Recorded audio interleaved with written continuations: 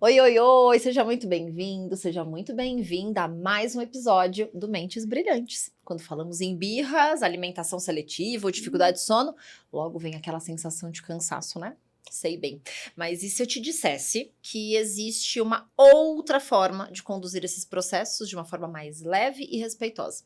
Hoje eu recebo a psicóloga Ana Cristina para falarmos um pouco do livro Crianças Francesas Não Fazem Birra. Seja bem-vinda. Muito obrigada! Essa é uma obra que nos provoca a repensar o nosso olhar sobre educação, sobre limites, sobre autonomia.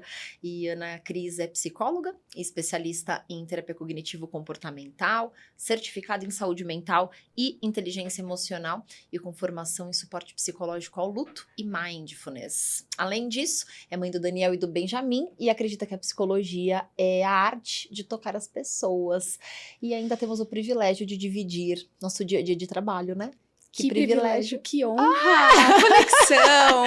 Sempre, né? Sempre. Bem-vinda mais uma vez aqui. Muito obrigada, Cíntia. Vocês sabem que sempre que eu penso em temas assim que tocam o coração, eu penso na Ana Cris. Eu tenho vontade de trazê-la todos os meses, no caso. E aí o de hoje tinha que ser com você.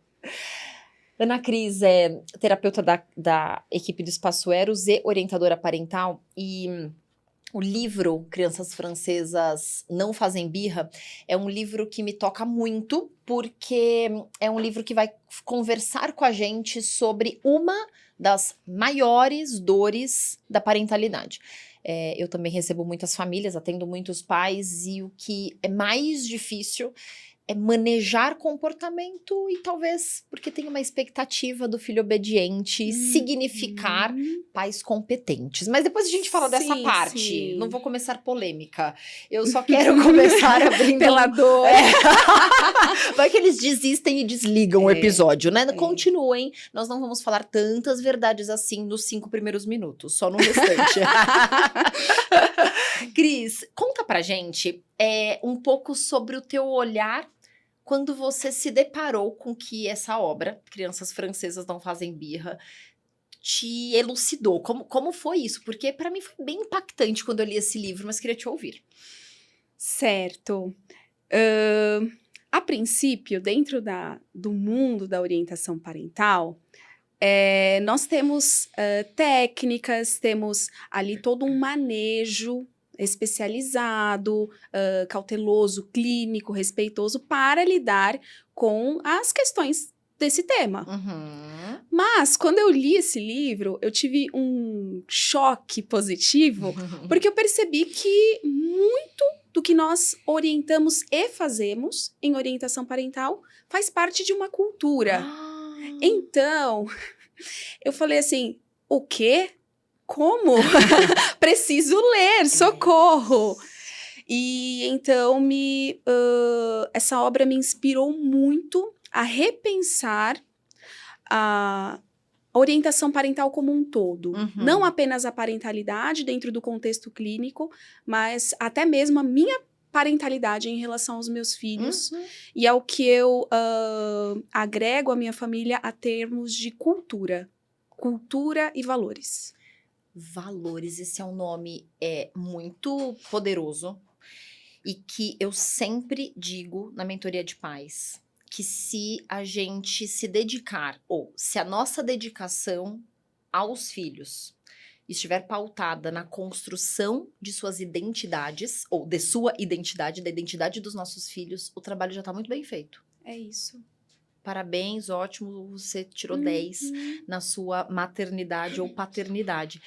E quando você diz que o que te impacta é perceber ali naquela obra uma autora que se muda para a França, né? Então, assim, o contexto vale a leitura, tá? Não é uma leitura técnica, aliás, não estamos recebendo nada por isso, mas realmente a gente indica essa leitura, porque é uma leitura fácil, tranquila, né? Gostosa, e de muita proximidade no que diz respeito a comportamentos, porque coisas que ela conta ali no livro, nada é diferente do que a gente vê no dia a dia. A birra continua sendo na França, nos Estados Unidos, no Brasil. Não importa, né? Sim. É isso. E quando eu não tinha parado para pensar por esse ângulo, que interessante, né? Essa partilha mesmo de pontos de vista. E a gente não conversou antes desse episódio sobre as nossas opiniões a respeito do livro. Tá sendo tudo uma novidade. Quando a gente olha para o manejo parental, não como, deixa eu aplicar esta técnica para ter um resultado, ou deixa eu aplicar esta estratégia para esse menino se comportar. Não, no livro está dizendo, tudo que o livro contextualiza é que a autora, quando se muda para a França, ela percebe que a forma como as famílias funcionam, ou seja, cultura, como você trouxe, né? A cultura daquelas famílias, o modus operandi daquelas famílias é o modus operandi da gentileza e da firmeza. Que é o que a gente ensina como estratégia, como ferramenta, e que não dá para ser esporádico. Não dá para ser de vez em quando. Quando eu não estou dá para de bom ser humor. Isso. Quando eu tô bem, eu ia dizer isso. Sim. É exatamente isso. Hoje eu tô com paciência, então eu vou conseguir ser um pouco mais gentil. Mas hoje eu tô com muito problema no trabalho, hoje eu tô cansado, então hoje não vai dar. Hoje é desse jeito que tem. E aí eu enfim, preciso ficar tirando vários coelhos da cartola e eu não automatizo o meu comportamento. Logo, eu não automatizo do meu filho também, né? Sim. Esse é o nosso desafio na orientação parental, na verdade, né? Sem dúvida. Toda vez que eu recebo uma família, logo na anamnese eu já faço um levantamento de quais são os valores, qual que é a estrutura dessa família. Por quê? Dentro hoje, até mesmo da saúde mental, nós temos as metas. Tudo é meta. Hoje é meta no trabalho, é meta em casa, é a meta do exercício físico, né, das redes sociais. E temos também hoje uma pressão para performance na parentalidade. Então, os pais, eles vêm, na maior parte das vezes, buscando soluções. Eu quero que você me diga o que fazer para o meu filho não fazer tal coisa. Meu filho não se jogar no chão no meio do supermercado. Porque tem mais gente olhando. Percebe? Então, isso até é um componente muito ansiogênico dentro da orientação parental. Sim. Porque os pais falam, tá, mas quando que a gente vai para a parte prática? Eu quero que, né, você resolva o meu problema. Isso é um relato muito comum entre as orientadoras parentais, né? E por que eu busco essa questão do valor, da cultura da família? Porque quando a gente entende os porquês e o sentido das coisas, não é apenas uma técnica. Técnica por técnica é só fazer uma busca na internet que a gente já tem. Agora, uma conexão de fato real e significativa é construída e é percebida. Assim como nós temos o processo terapêutico de autoconhecimento, nós temos também um processo de autoconhecimento dessa estrutura parental. Claro, passa pela família, não é uma abordagem sistêmica, não é uma terapia sistêmica, mas lidar com o comportamento da criança conversa muito com as expectativas de uma família, como esses pais tiveram as suas parentalidades e como que isso conversa para além do momento presente, como isso se conecta com o ambiente escolar, com outros lugares, né? Então, quando eu trago essa psicoeducação para os pais, faço esse levantamento com eles, das dores, né?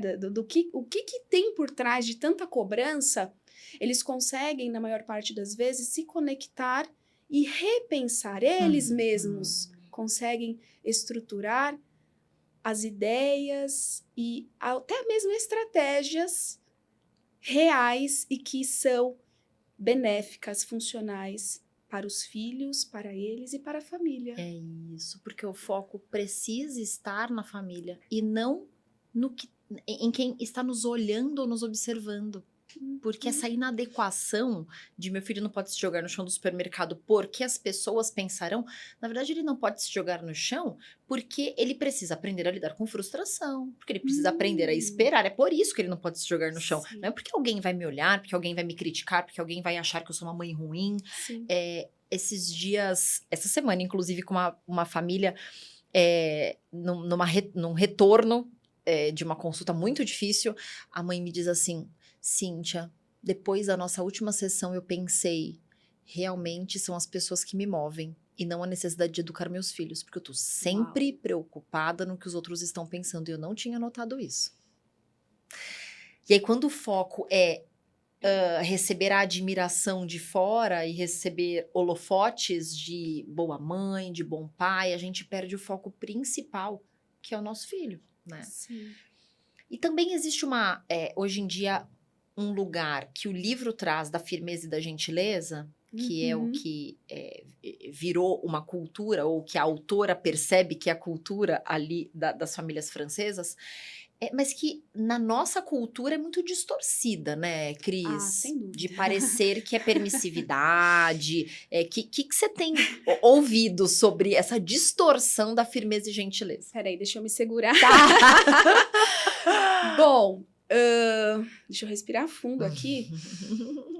Por quê? Não há como compreender essa obra, e agora eu já entendi que a disciplina positiva também, se não dermos esse panorama, esse contexto sócio-histórico, cultural. Então, quando nós estamos falando de Brasil, nós estamos falando de um país jovem. Estamos falando de um país que há não muito tempo, porque quando fazemos o recorte do Brasil em relação aos demais países, foi há pouco tempo que tivemos a abolição da escravatura. O Brasil era uma colônia de exploração. Então, nós temos uma cultura que ainda chega até nós, apesar disso não estar consciente, né, no dia a dia. Não. Nós temos ainda pautado na nossa comunicação muita violência. Temos pautada na nossa comunicação machismo, agressividade, e qual que é o caminho, né, pra gente conseguir avançar nesse sentido? Primeiro, reconhecer as nossas fragilidades. Temos pontos, claro, de aspectos protetivos, né, da nossa cultura, que é o afeto, que enfim, a forma de expressão emocional. Isso é muito bonito na nossa cultura. É muito explícito, né? Muito explícito. Mas nós também precisamos entender que esses aspectos de violência estão enraizados na nossa cultura. Sim. E que quando nós falamos de um lugar, essas informações são geopolíticas, né? Nós falamos de um ambiente em que temos esse tipo de vulnerabilidade social, de N aspectos em relação à nossa população. Também precisamos levar em consideração que boatos, ideologias, ideias e falácias distorcidas acabam virando foco. Então, quando nós falamos de disciplina positiva, a primeira coisa que eu ouço de um público que talvez não esteja familiarizado com o ambiente clínico é: isso vai deixar meu filho mimado. Isso. Me tornarei um frouxo. Nossa, meu Deus. E, claro, por isso que eu disse de me segurar, né? Respirar fundo, porque... Não pause o vídeo. Continue. Verdades difíceis de engolir. Isso. E o caminho para sair disso, eu repito, é a psicoeducação, é a informação adequada. Por quê? Porque também temos uma questão de formação, de que aqui no Brasil, ser terapeutas, isso é uma grande polêmica. Ser terapeuta no Brasil não necessariamente é um psicólogo ou um clínico. Isso é uma discussão para outro momento. Mas o que eu quero trazer aqui? Que temos, sim, pessoas que lidam com parentalidade, mas que talvez não estejam preparadas. Então, um caminho, claro, segurança, né? Precisamos de informações e profissionais em que tenhamos confiança, que são respaldados com as bases epistemológicas, né, com as evidências, né, os psicólogos, pessoas que trabalham com seriedade dentro da área da saúde, e precisamos de informação, disseminar informação correta, com base científica. É isso, é um caminho. Porque firmeza e gentileza não deixa nenhuma criança mimada. jamais. Quem trata disso com seriedade vai com certeza direcionar com o mesmo nível de seriedade. Então, talvez a gente esteja precisando beber de fontes mais confiáveis, caso seja essa a ideia, né? Sobre Sim. firmeza e gentileza. E como é que esse conceito, então, que é o tema central do livro, que é um tema central abordado no que diz respeito à cultura francesa, mas não à cultura brasileira, ou seja, a gente está falando sobre aprendermos a ser firmes e gentis. Sim. Porque muito possivelmente nós não tivemos uma parentalidade firme e gentil. Uhum. Muito possivelmente tivemos a parentalidade firme, pautada nessa violência muitas vezes física, mas se não foi física, pelo menos verbal. Sim. Ou ainda psicológica, né? Que diz Uhum. respeito àquela questão bem hierárquica de pais e filhos. E que a gente Sim. nunca vai tirar a importância do pai e da mãe no que diz respeito à tomada de decisão. Sem Quem dúvida. manda dentro de casa é pai e mãe. Ponto. Acabou. É indiscutível. Uhum. Mas como é que isso é feito? Então, talvez a gente precise pensar um pouco sobre como usar a firmeza e gentileza. Não é se vamos usar, mas como. Uhum. Você acha que vai mais por aí? Sem dúvida. Impossível falar deste livro sem comentar outra referência, que é Disciplina Positiva, Uhum. de Jane Nelson, né? Uhum. E que é abordado de uma maneira muito cirúrgica a questão da... primeiro temos o valor, né, do respeito, né? A firmeza serve para o autorrespeito do adulto, digamos aqui da figura de autoridade dentro de uma casa, de uma família. E a gentileza é o respeito com a criança. Uhum. Então, o meu não, enquanto mãe, ainda é um não. Mas ele não precisa ser através de gritos, enfim, de agressões físicas, verbais. O não permanece o não. E, falando ainda dessa cultura, né, brasileira, a nossa afetuosidade pode sim abrir um espaço para a permissividade.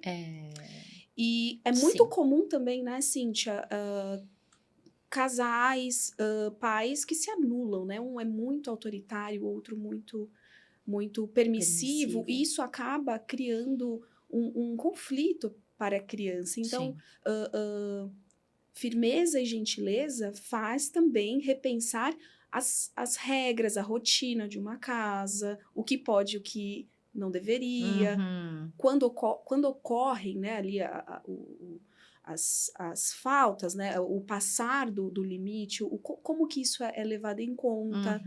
Então, não há como fazer uma grande transformação dentro do universo de pais e filhos sem antes definirmos as bases, realizar reuniões, né? E dizer a esses filhos também, quando necessário, além das regras e dos deveres, né, assim colocados, pedir desculpas, né?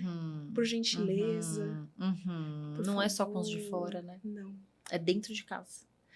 Quando a gente pensa em ensinar valores como base, né, de uma parentalidade firme e gentil, quando estamos alinhados aos valores, a gente não vai vacilar nesse valor. Porque quando eu falo sim ou não, eu deixo ou não deixo, essas dúvidas é porque ainda, na verdade, tem dúvidas a respeito dos valores familiares. Se as nossas condutas estiverem pautadas no valor familiar, não há dúvidas do que fazer.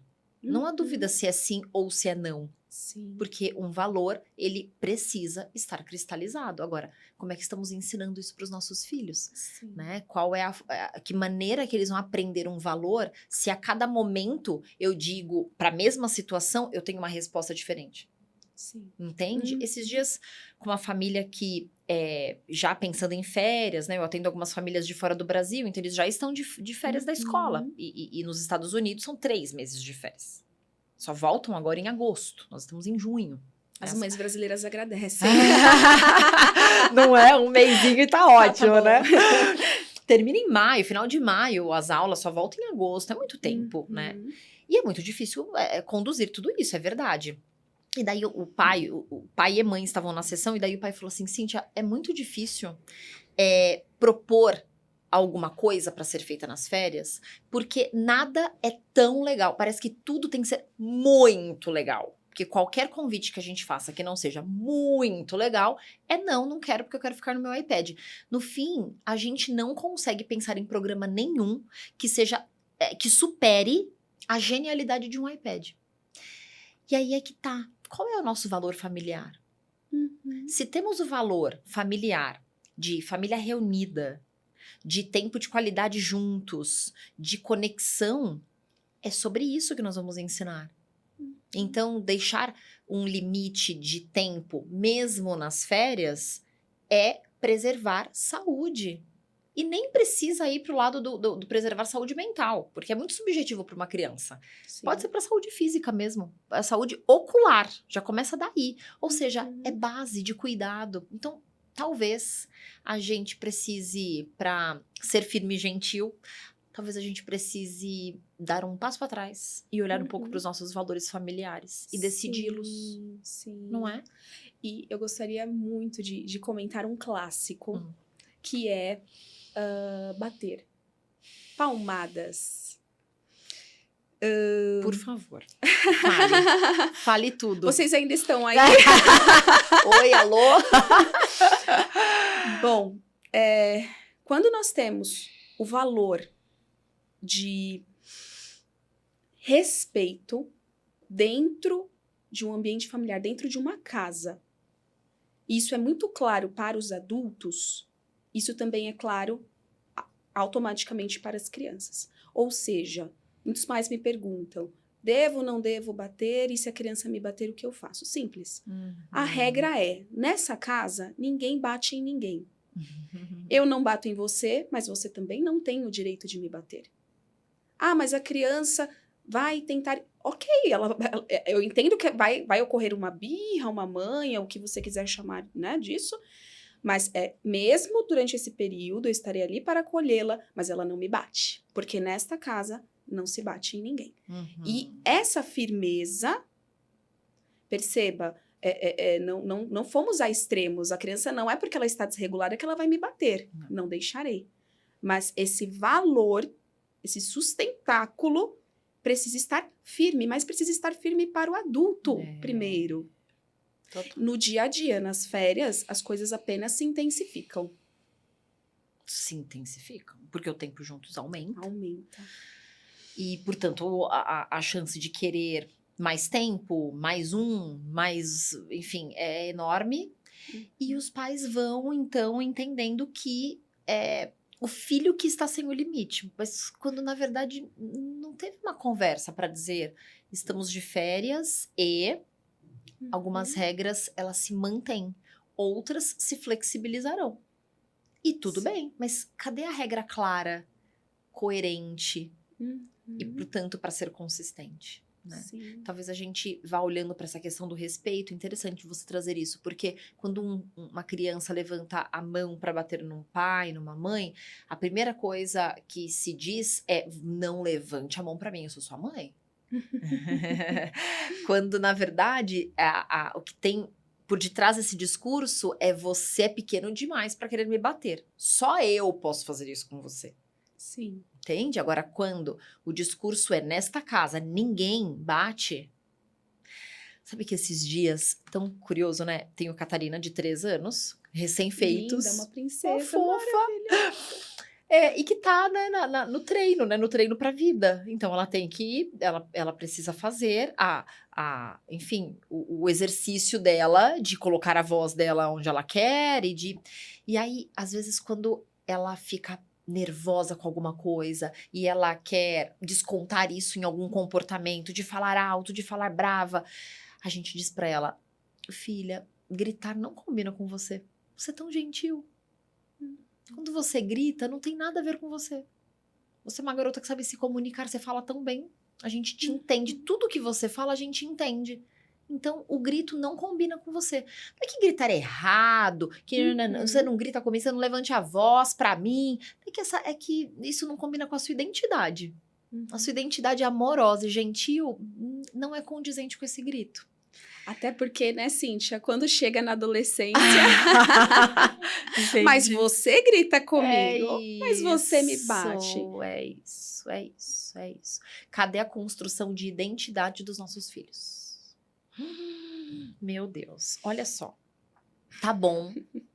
Tá bom, entendi. Firmeza e gentileza, ok. Agora tem mais um ponto que eu diria até que é uma continuidade dessa firmeza e gentileza aqui, que é a autonomia. Quem quer filhos autônomos, levanta a mão? Eu. E quem quer parar de fazer tudo por eles? Pois bem, todo mundo silencia. Entendeu? Eu quero um filho, um adulto responsável, resiliente, que tem iniciativa. Jura? Ele vai aprender isso que dia? Fala pra mim. Se agora você não ensinou. Ele vai aprender no sonho dele. Todo mundo quer um bebê. Fala você, que eu tô brava. Esse assunto me Tá deixa bom. brava. Pelo amor de Deus. Todo mundo quer uma criança pequena, maravilhosa, igual a Cacá, quebrando o ovo pra fazer o história do café ovo é da a manhã. melhor, né? Mas ninguém quer desenvolver a autorregulação para deixar a criança quebrar o ovo fora da tigelinha. Quantos ovos, né? Foram até aquelas mãozinhas conseguirem, né, cumprir essa tarefa Até que para nós é tão simples. Até a Meg já comeu. A Meg fica lá olhando ela fazer. E aí, quantos ovos caindo e a Meg ploft? E eu ligando no pet shop, pelo amor de Deus, vem pegar a Meg pro banho emergencial. É isso, paciência. Até desenvolver, né? Até. Então, assim, percebam que não é da noite para o dia, não é uma meta. Quero minha filha quebrando ovos como a Cacá, a filha da Cíntia, faz lá nos stories. Então, façam o que a Cíntia faz, de esperar a Cacá, a criança difícil. Ter esse tempo. É isso. E interessante, porque nós não temos mais espaço para o erro. Isso. Para as emoções desagradáveis. Tudo é muito positivo, muito tóxico. Isso. E o desenvolvimento humano passa por frustração, passa por tristeza, por medo, por ansiedade. Somos seres humanos. E por mais avançada que seja a IA, isso não mudará a nossa condição. É isso. É exatamente isso. A gente tem muito recurso, muita tecnologia que vai nos ajudar a tornar nosso trabalho, inclusive, mais ágil, mais efetivo, mas nunca, em hipótese alguma, substituindo tomada de decisão. Sim. Então, a autonomia é um lugar que vai exigir falar muito não, vai exigir abrir espaço, vai exigir acolhimento, vai exigir colocar o limite, porque a autonomia também não é deixar fazer tudo o que quer.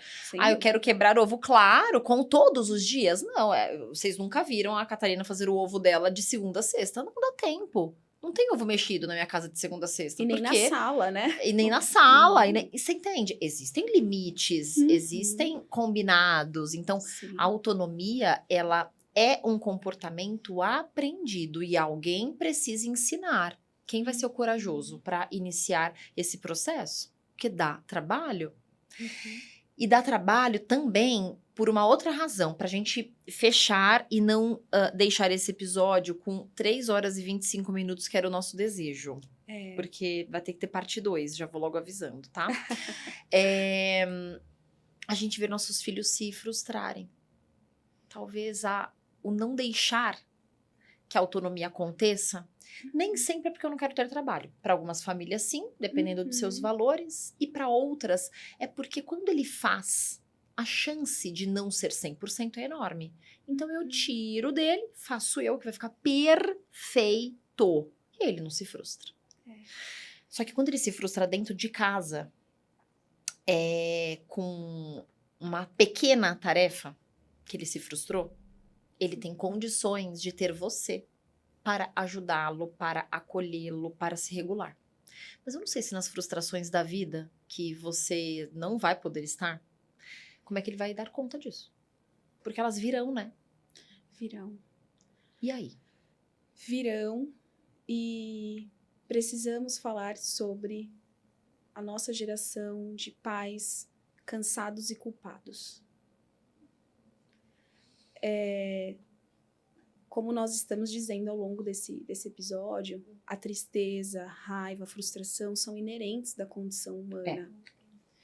E nós, enquanto pais, não temos no nosso repertório, enquanto filhos, todas as informações que os nossos filhos hoje têm. Então, nós tivemos, na nossa grande maioria, pelo menos uma das figuras parentais em casa, em tempo integral. Né? Geralmente a mãe dentro de casa, o pai trabalhando fora, ou vice-versa. E nós nos culpamos porque a nossa parentalidade, a parentalidade deste tempo, ela é única no quesito da humanidade. Né? Nós fomos a última infância sem acesso a telas. E quando nós olhamos no nosso repertório parental, isso não existia, tínhamos que brincar, tínhamos que ter ócio, tínhamos que, de alguma maneira, né, lidar com o dia a dia. Tínhamos uma figura de amparo na maior parte das vezes, um joelho ralado. E hoje nós nos deparamos com pais que trabalham muito, estão muito cansados. Eles amam seus filhos, amam demais, mas eles estão muito cansados. E eles se sentem culpados por não estarem em casa, por estar em casa, mas precisa lidar com demandas do trabalho, ou então acabam sendo tentados a ficar nas redes sociais. Isso vai gerando culpa, vai gerando uma pressão de performance dentro da parentalidade, dentro de casa, fora, que é o que nós estamos falando aqui. E quando a criança se frustra, é como se um botão da culpa fosse ativado nesses pais. E aí, nesse momento, vem toda aquela carga de eu estou fazendo isso para ele ser feliz e porque ele está chorando, porque que ele não é grato, né? Também acontece isso. Eu faço tudo por ele porque ele está reclamando. Então eu preciso consertar essa criança, preciso consertar algo, quando, na verdade, nós precisamos acolher esses pais e mostrar a eles que tudo bem se frustrar, você se frustra, a criança se frustra. Isso é parte, as emoções, elas existem.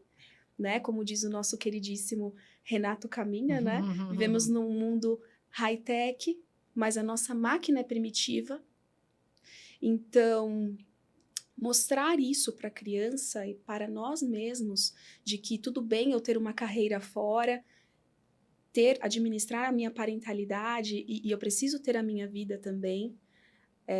Nem sempre estar muito tempo junto é sinônimo de estar perto. Sim. Né? Então, assim, o tempo de qualidade com a criança, e não necessariamente o dia todo, mas de muita qualidade naquelas horas, poucas horas que você tem, vai aliviar essa culpa e vai fazer com que se construa uma harmonia na relação, para que esses pais não sejam se sentindo tão culpados e essa criança também não se sinta na obrigação de fazer esses pais felizes. Meu Deus do céu. É isso. Cris, obrigada. Por um papo que a gente, na verdade, falar de família é muito profundo, né? Porque é a gente falar de dor, é a gente, enfim. Mas que esse seja um assunto que você consiga levar para as pessoas, de alguma forma, que estão perto de você, para pensarem sobre sua parentalidade para além da maternidade e paternidade, e pensar em si, sobre ser, você como pessoa. Obrigada. Eu quem agradeço. Por esse papo, e ainda ciclo aberto. Tô reverberando ainda. Obrigada pela tua presença aqui. Sim, querida. E até a próxima. Até. Tá bom? Espero que você faça uma digestão aí gentil e amorosa consigo mesmo, tá bom? Até a próxima.